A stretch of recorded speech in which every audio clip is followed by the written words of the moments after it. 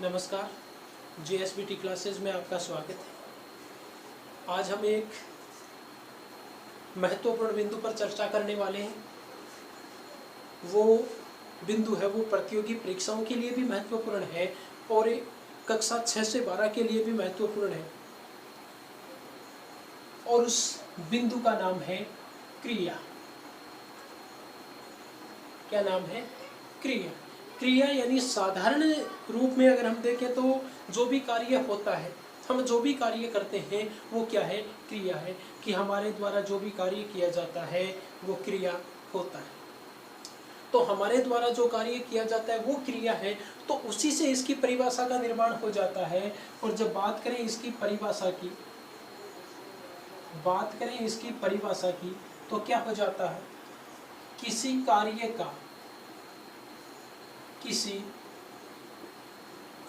का करना या होना, किसी कार्य का करना या होना क्या कहलाती है? क्रिया कहलाती है। देखो यहां पर दो बातें आई हैं। कौन सी? करना, कार्य का करना या होना। कार्य का करना यानी हमारे द्वारा कोई भी कार्य किया जाए, हमारे द्वारा कोई भी कार्य किया जाता है वो, और होना जो कार्य होता है। एक तो हम करते हैं और एक कोई दूसरा करता है। तो चाहे वो कार्य हमारे द्वारा किया जाए, चाहे किसी दूसरे के द्वारा किया जाए, या वो कार्य अपने आप को किसी भी प्रकार से हो, लेकिन जो कार्य होता है वो कार्य होना ही क्या कहलाता है? क्रिया कहलाता है। चाहे हमारे द्वारा किया जाए या किसी दूसरे के द्वारा किया जाए, किसी भी रूप से हो, उस कार्य का होना ही क्या कहलाता है? क्रिया कहलाता है। अब देखिए एक बात और, हिंदी में क्रिया बनती किससे? या आप साधारण तरीके से ये मान लीजिए कि क्रिया किससे बनती है, क्रिया का निर्माण किससे होता है? क्रिया का निर्माण किससे होता है? तो याद रखने वाली बात यह है, क्रिया का निर्माण किससे होता है? क्रिया का निर्माण होता है धातु से। किससे होता है? क्रिया का निर्माण धातु से होता है। और धातु किसकी होती है? धातु होंगी संस्कृत की। किसकी? संस्कृत। धातुएं किसकी होंगी? संस्कृत की होंगी। यानी कह सकते हैं कि जो संस्कृत की जो धातु होती है, उस धातु से किसका निर्माण होता है? क्रिया का निर्माण होता है। यानी धातु है वो धातु किस रूप में हमें मिलेगी? धातु अपने मूल रूप में हमें मिलेगी। धातु किस रूप में मिलेगी हमें?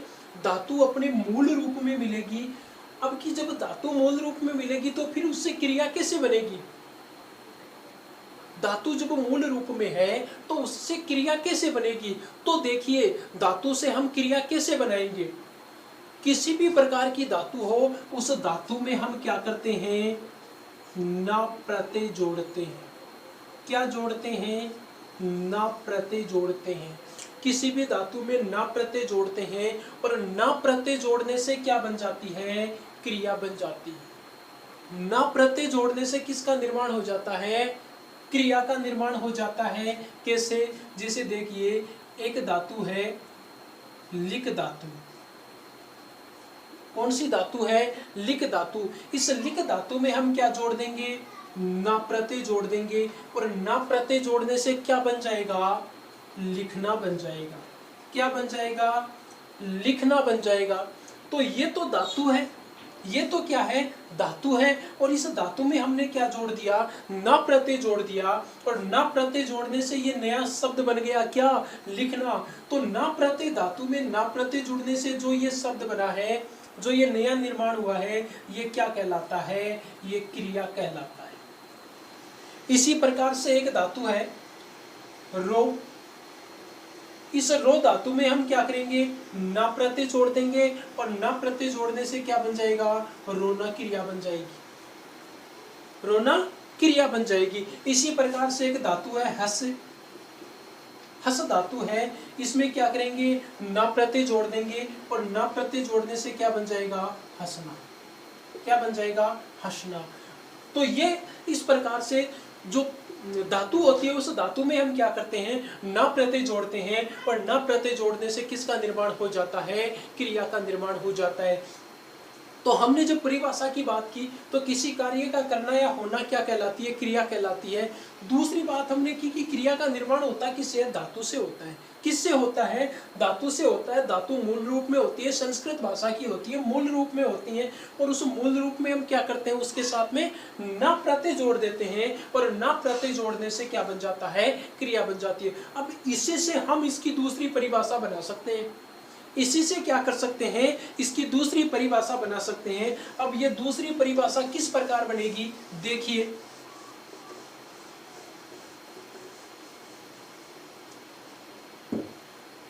जब इसकी दूसरी परिभाषा की बात करें तो दूसरी परिभाषा बन जाएगी, धातु के साथ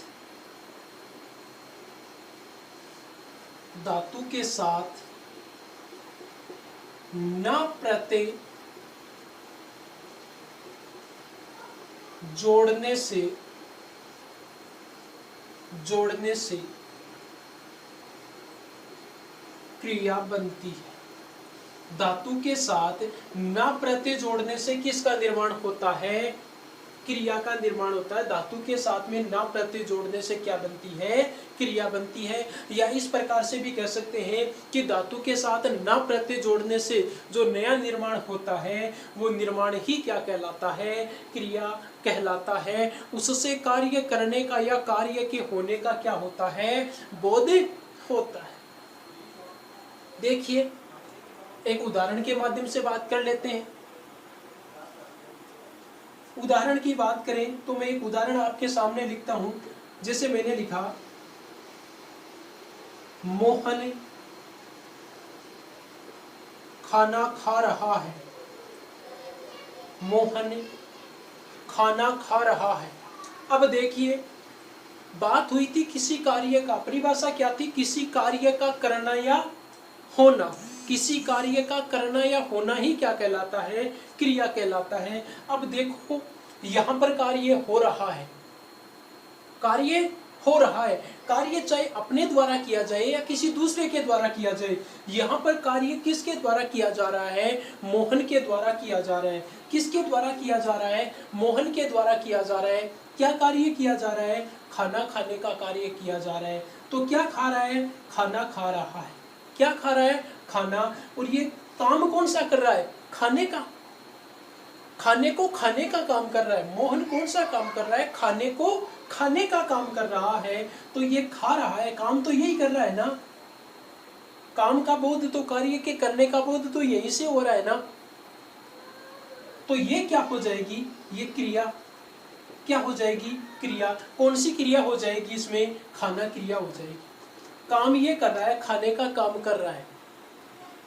तो मोहन कार्य को करने वाला है, इसलिए ये क्या हो जाएगा, कर्ता हो जाएगा। मोहन के द्वारा काम कौन सा किया जा रहा है, खाने का। तो ये खाना क्या हो जाएगा, कर्म हो जाएगा। और ये क्या हो जाएगी, ये क्रिया हो जाएगी। ये क्रिया का रूप है और इसमें क्रिया कौन सी हो जाएगी, खाना क्रिया हो जाएगी। आगे देखिए,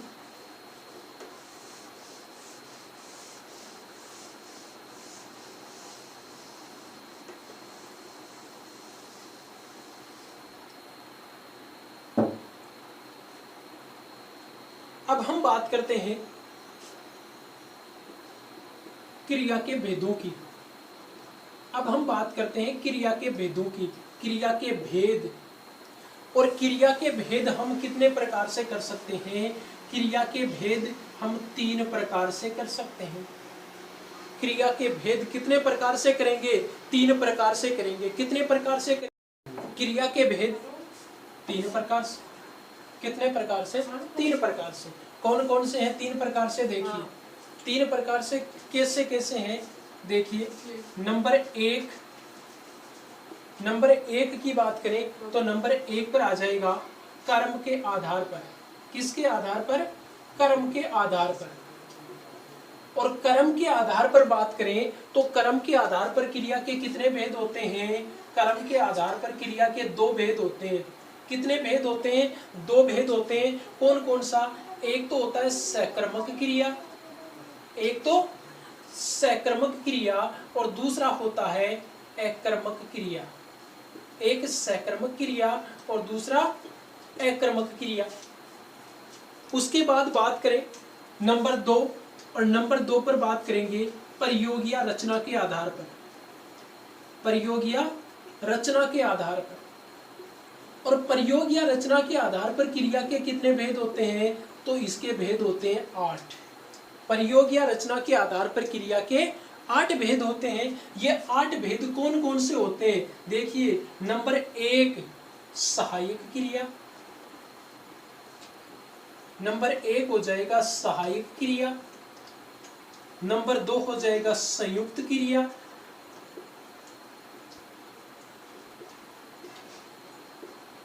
नंबर 3 हो जाएगा प्रेरणार्थक क्रिया,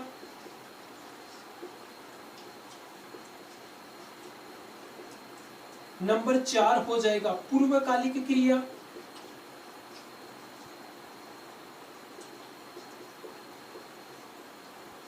नंबर 5 हो जाएगा नाम धातु क्रिया,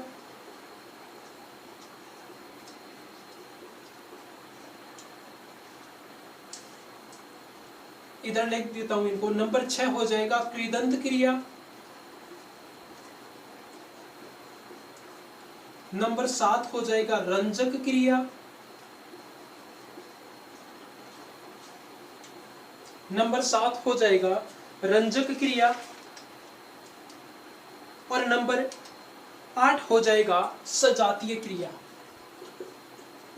नंबर 8 हो जाएगा सजातीय क्रिया। तो ये क्रिया के प्रयोग या रचना के आधार पर 8 भेद हो जाते हैं। नंबर 1 सहायक क्रिया, नंबर 2 संयुक्त क्रिया, नंबर 3 प्रेरणार्थक क्रिया, नंबर 4 पूर्वकालिक क्रिया, नंबर 5 नाम धातु क्रिया, नंबर 6 कृदंत क्रिया, नंबर 7 रंजक क्रिया, और 8 हो जाता है सजातीय क्रिया। अब हम बात करते हैं तीसरा इसका जो भेद होता है, और वो हमने अभी अभी चर्चा की थी, काल के आधार पर। और काल के आधार पर क्रिया के कितने भेद होते हैं? देखिए,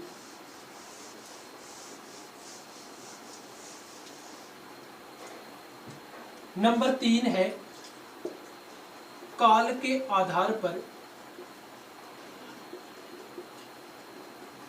काल के आधार पर क्रिया के भेद। और काल के आधार पर क्रिया के कितने भेद होते हैं? काल के आधार पर क्रिया के भेद होते हैं 3।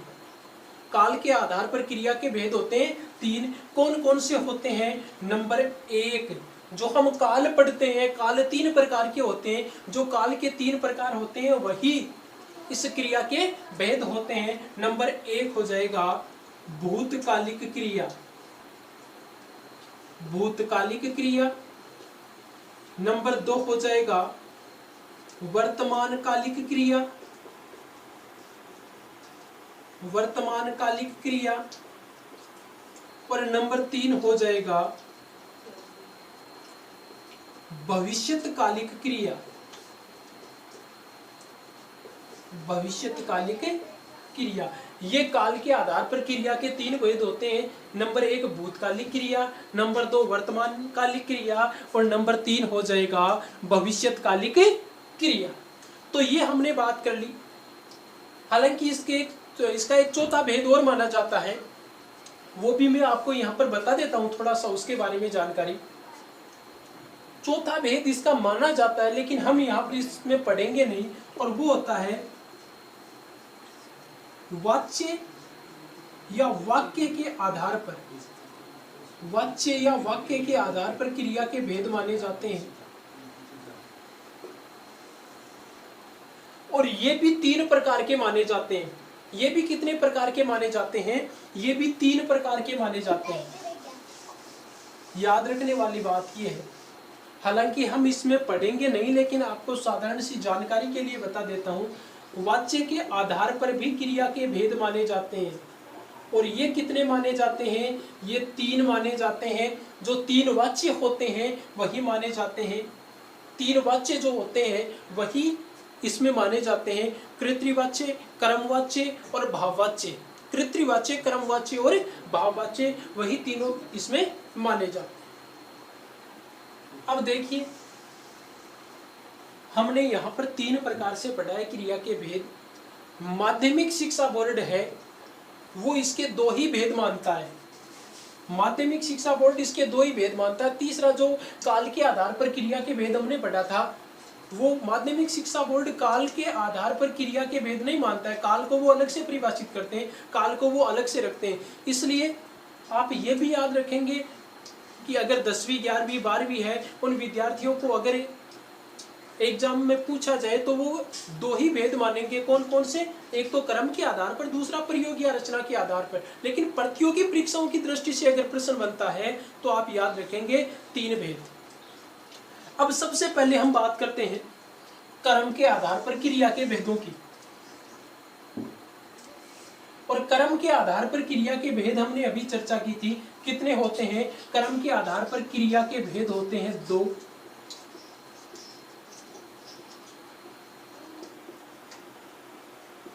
कितने होते हैं? 2। नंबर 1 हमने पढ़ा था सकर्मक क्रिया, दोनों के नाम लिख रहा हूं यहां पर, और दूसरा पढ़ा था अकर्मक क्रिया। अब देखिए, सबसे पहले हम लेंगे सकर्मक क्रिया को। दोनों की परिभाषा आपको पहले बता देता हूं, फिर अंतर कैसे होगा, क्या होगा, कैसे आप पता कर पाएंगे कि सकर्मक क्रिया है या अकर्मक क्रिया है।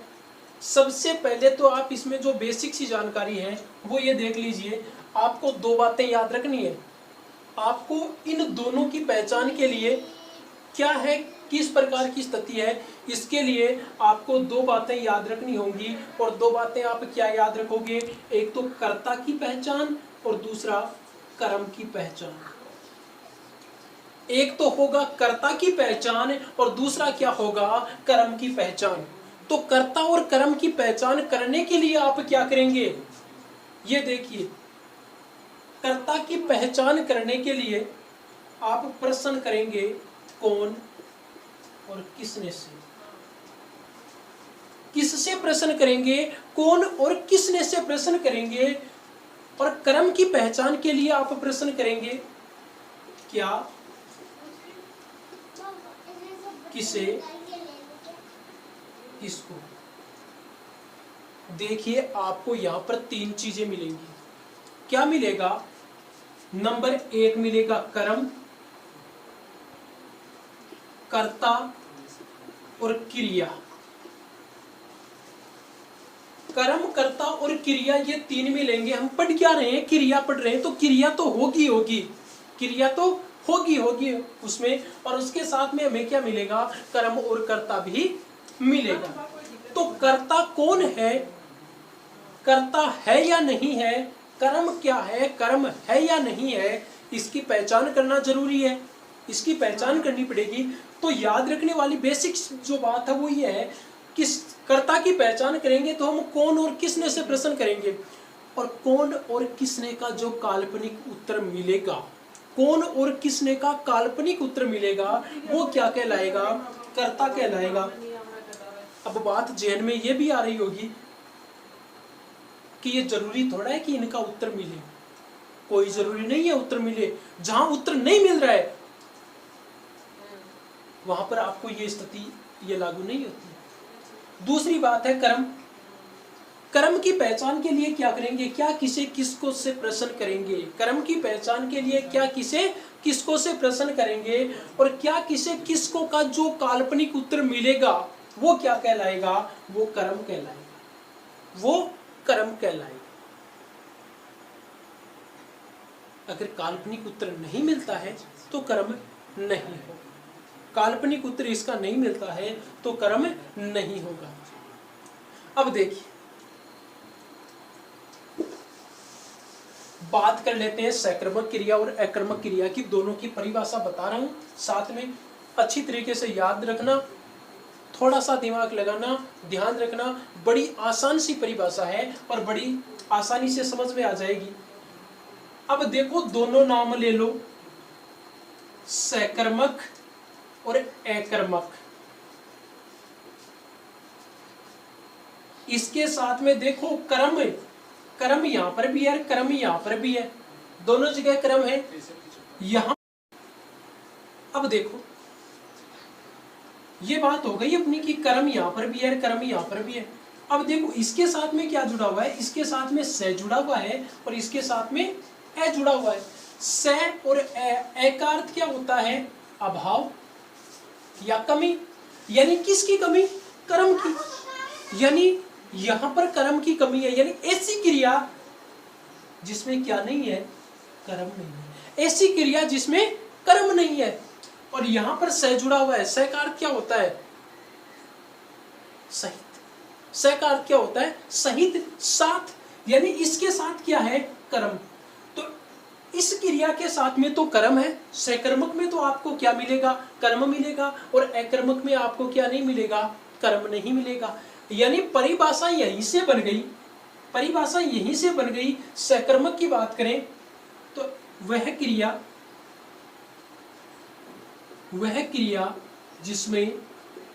जिसमें कर्म होता है, वह क्रिया जिसमें कर्म होता है सकर्मक क्रिया कहलाती है। क्या कहलाती है, सकर्मक क्रिया कहलाती है, सकर्मक क्रिया कहलाती है।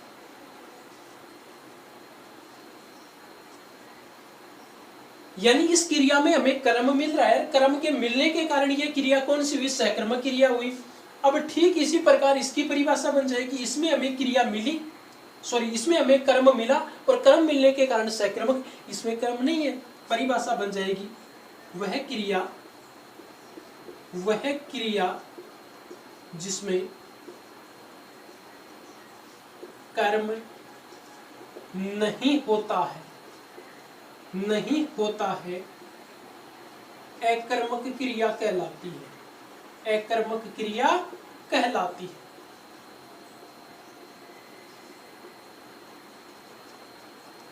आप सोरठ में भी एकदम बिल्कुल सीधे तरीके से इसकी परिभाषा याद रख सकते हो। वो परिभाषा क्या होगी, जिस क्रिया के साथ क्या हो, कर्म हो, जिस क्रिया के साथ कर्म हो क्या कहलाती है, क्या कहलाएगी, सकर्मक क्रिया कहलाएगी। जिस क्रिया के साथ कर्म नहीं होता है, जिस क्रिया के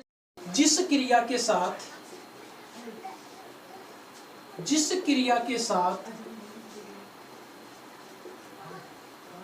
कर्म नहीं होता है, जिस क्रिया के साथ कर्म नहीं होता है क्या कहलाती है, अकर्मक क्रिया कहलाती है।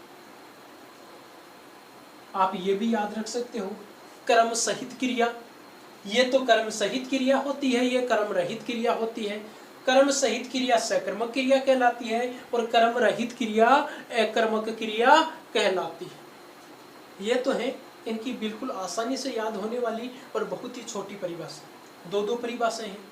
अब एक एक परिभाषा आपको और बताता हूं, देखिए वो परिभाषा क्या है जो काफी पुरानी परिभाषा है और बिल्कुल चली हुई आ रही है। हम कहीं पर भी देखते हैं तो सबसे पहले हमें वही परिभाषा दिखाई देती है, वही परिभाषा नजर आती है। क्या है, सबसे पहले बात करें सकर्मक क्रिया की, सकर्मक क्रिया की परिभाषा की बात करें तो वो परिभाषा है जिसमें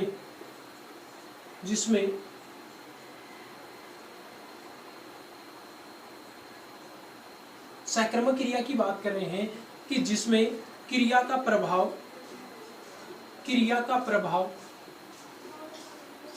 प्रत्यक्ष रूप से, जिसमें क्रिया का प्रभाव प्रत्यक्ष रूप से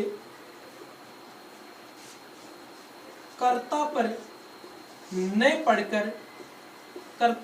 पढ़कर किस पर पड़ता है, कर्म पर पड़ता है, कर्म पर पड़ता है। सकर्मक क्रिया कहलाती है, सकर्मक क्रिया कहलाती है। दूसरा है अकर्मक क्रिया। ठीक इसी प्रकार से इसमें हो जाएगा। इसमें क्या हो जाएगा कि जिसमें क्रिया का प्रभाव या क्रिया का फल प्रत्यक्ष रूप से किस पर पड़ता है, कर्ता पर पड़ता है। क्योंकि इसमें तो कर्म का तो क्या होगा, अभाव होगा, कर्म नहीं होगा, इसलिए होगा क्या, कर्ता। तो प्रत्यक्ष रूप से किस पर पड़ेगा, कर्ता पर पड़ेगा, प्रत्यक्ष रूप से कर्ता पर पड़ता है,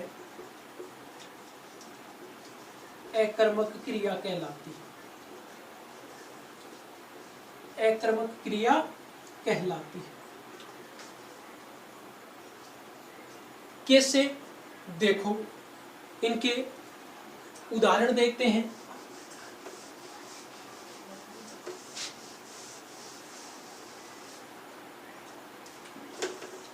इनके उदाहरण देखते हैं हम।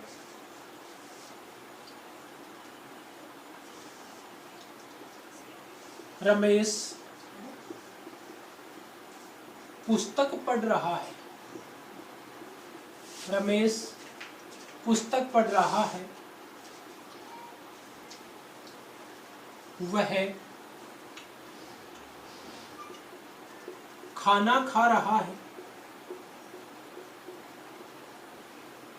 वह खाना खा रहा है।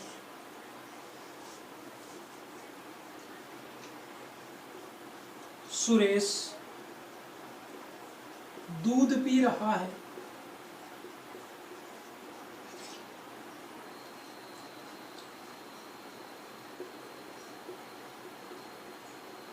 मोहन सो गया,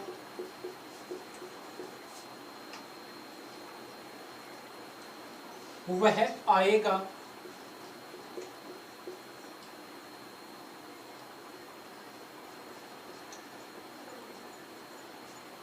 गणेश भाग रहा है। अब देखो ये उदाहरण है। अभी अभी अपने सबसे पहले बात हुई थी कि हमें इसमें कर्ता देखना है और कर्म देखना है। कर्ता और कर्म कैसे पहचानेंगे, ये भी बात हुई थी। कर्ता के लिए क्या करेंगे, कर्म की पहचान के लिए क्या करेंगे। तो कर्ता की पहचान के लिए कौन और किसने से प्रश्न करो। जैसे वाक्य अपने सामने रमेश पुस्तक पढ़ रहा है, तो कौन पुस्तक पढ़ रहा है, कौन पुस्तक पढ़ रहा है, रमेश। तो रमेश क्या हो गया, कर्ता। रमेश क्या पढ़ रहा है, कर्म की पहचान के लिए क्या, किसे और किसको से प्रश्न करो। रमेश क्या पढ़ रहा है, रमेश पुस्तक पढ़ रहा है। तो ये क्या हो गया, कर्म। और पढ़ रहा है वो काम कर रहा है, कौन सा, पढ़ने का। तो पढ़ रहा है ये क्या है, क्रिया का विस्तार, क्रिया का रूप, क्रिया का विस्तार रूप है। और क्रिया कौन सी हो गई, पढ़ना। क्रिया कौन सी हो गई, पढ़ना। अब देखो इसमें हमें कर्ता मिला है, कर्म मिला है। अब कौन सी क्रिया है, सकर्मक है कि अकर्मक, सकर्मक है कि अकर्मक। देखिए क्रिया का प्रभाव जिस पर पड़ेगा प्रत्यक्ष रूप से। अब क्रिया का प्रभाव प्रत्यक्ष रूप से आप कैसे पता करेंगे कि किस पर पड़ रहा है। भाई इसमें हमें कर्ता भी मिल रहा है, कर्म भी मिल रहा है। सकर्मक क्रिया है, उसमें हमें कर्म तो मिलेगा ही मिलेगा। कर्म के साथ में क्या मिल सकता है, कर्ता भी मिल सकता है। कर्म के साथ में कर्ता भी मिल सकता है। अकर्मक क्रिया में हमें कर्ता मिलेगा, कर्म कभी नहीं मिलेगा। अब देखिए इसकी पहचान के लिए हम क्या करेंगे। इसकी पहचान के लिए ये है कि क्रिया का रूप है, उस क्रिया के रूप को आप परिवर्तित कर सकते हैं। कैसे, जिसे पढ़ रहा है ये क्या है, पुल्लिंग है, इसको स्त्रीलिंग बना लो। या यहाँ से पहले देख लो कि कर्ता से प्रभावित है क्या,